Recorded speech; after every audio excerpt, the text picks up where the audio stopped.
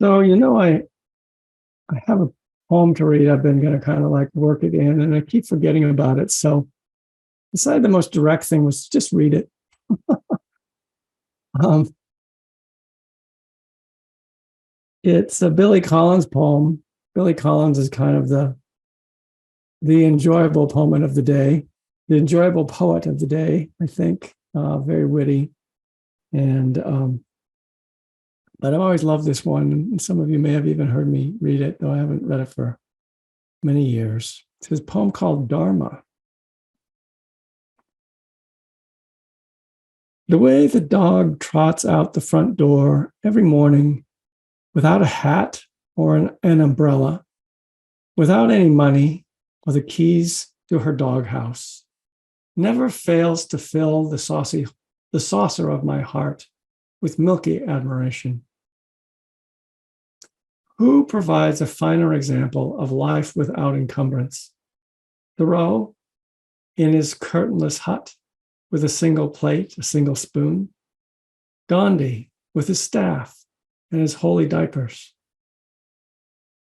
Off she goes into the material world with nothing but her brown coat and her modest blue collar, following only her wet nose, the twin portals of her steady breathing, followed only by the plume of her tail. If only she did not shove the cat aside every morning and eat all his food, what a model of self-containment she would be. What a paragon of earthly detachment. If only she were not so eager for a rub behind the ears, so acrobatic in her welcomes. If only I were not her God.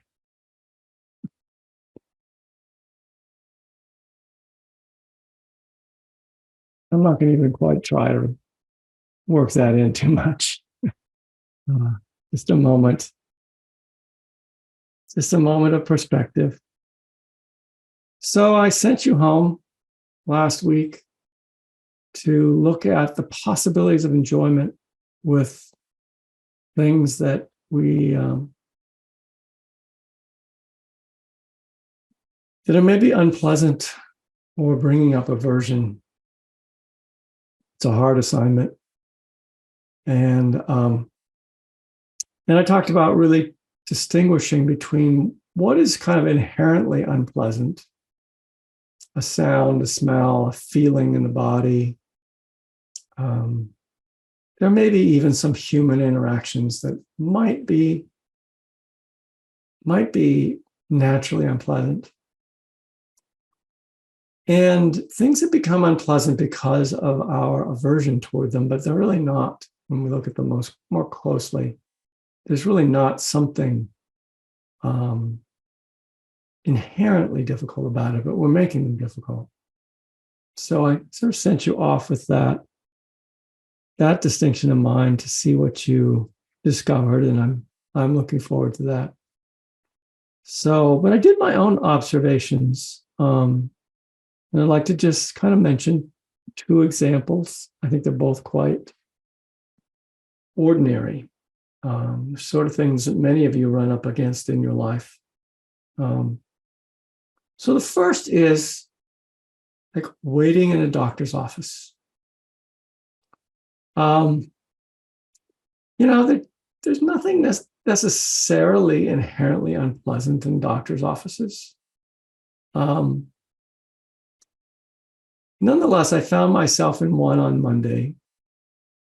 And don't worry, nothing is too seriously wrong with me. But I ended up having to wait for an hour and a half for my appointment. So it was really curious time to watch the mind and what it did with that and how the annoyance would come up. But I was kind of interested in it too, to just kind of explore what is this, this sense of irritation that was coming up, that it was taking so long. And some of what I noticed is there's a part of me which is a very efficient manager of time. he can get a lot done.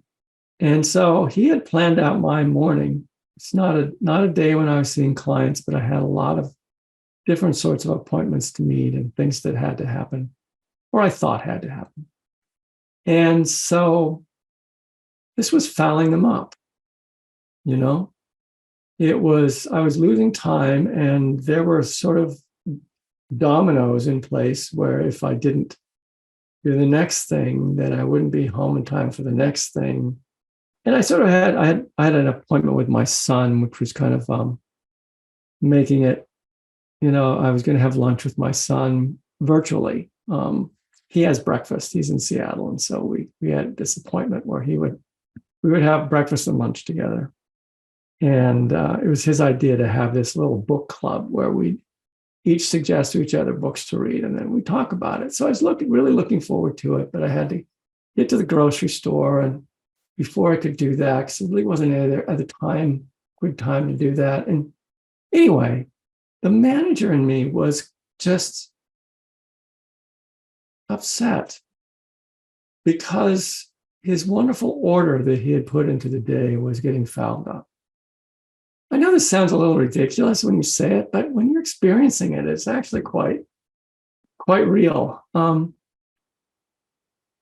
I don't know that I managed to move the dial to enjoyment, but I did sort of send some loving kindness to this side of me and appreciation for all of the ways that it puts things in order for me and packs a lot in, and the way that it suffers if things don't go right, as they tend to not go right, in case you haven't noticed in life. And I noticed that at least eased the suffering, just to appreciate this quality rather than kind of turn against it, just to appreciate this quality. And further things started to go wrong. And a funny way, it turned out to be perfect that this doctor was late, because anyway, I won't get into all the details, but Pete ended up having car trouble and having to call a tow truck, and she needed a ride home. And so anyway, it ended up kind of working out that I could get to her and give her a ride home. And the timing actually worked out fine. And so that was interesting to note that if the doctor's appointment had actually gone, that would have fouled me up. But actually, it didn't foul me up because of the timing.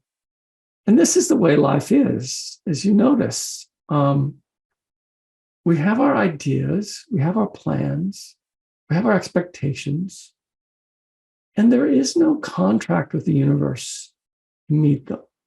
They're pure fictions in our mind. We create these fictions, and then we get very attached to them. And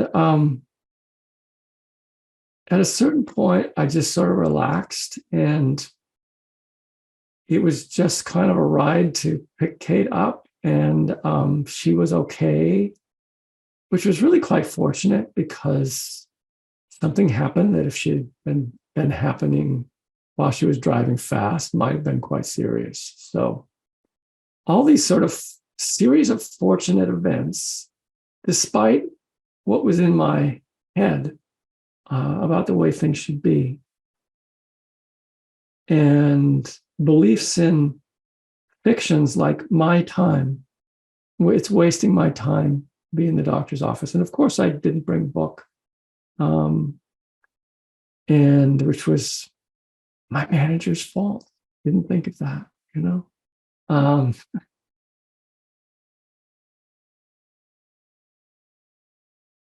So I actually eventually got to enjoyment, I think. As I kind of began to get the picture, I had to cancel the thing with my son.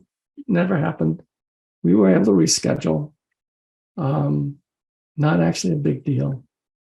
And my other appointments worked out. It was all good. And there we are. So another just example I noticed that's probably typical of your lives is like walking my dog. Um, Nancy last week talked about, the experiment of walking with her dog, and that kind of informed my walking Kiva, and it's a beautiful day today. We went out walking, and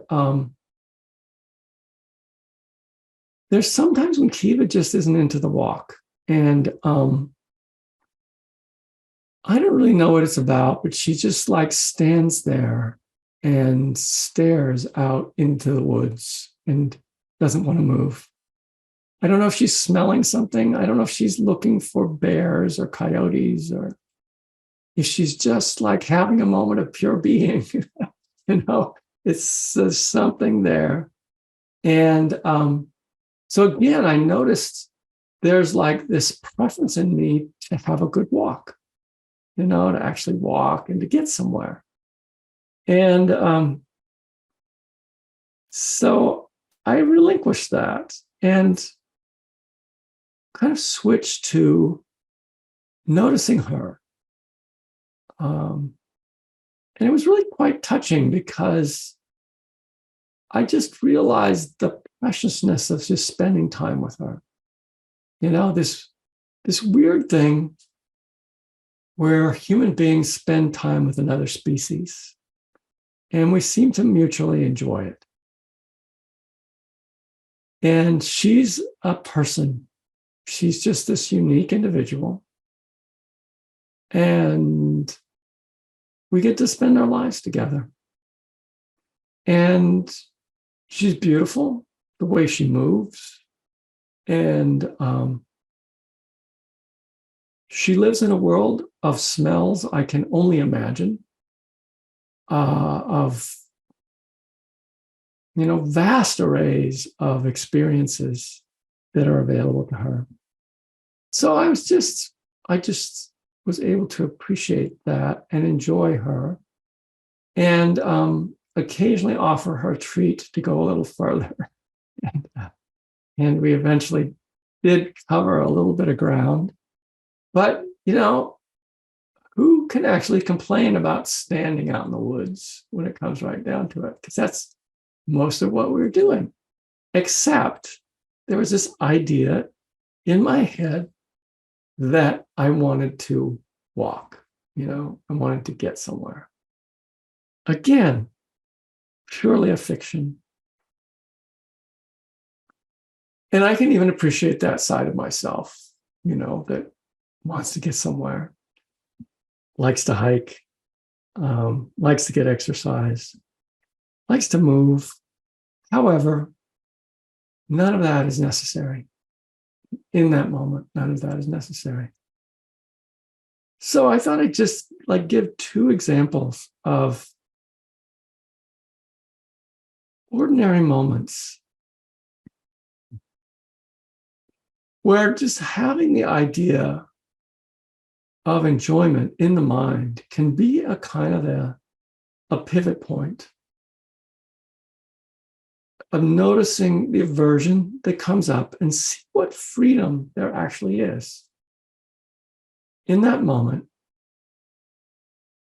to let go of the aversion, accept the moment the way it is, and see the possibilities that are there for enjoyment without having to change much at all in the outer situation, just kind of change the inner situation for that moment.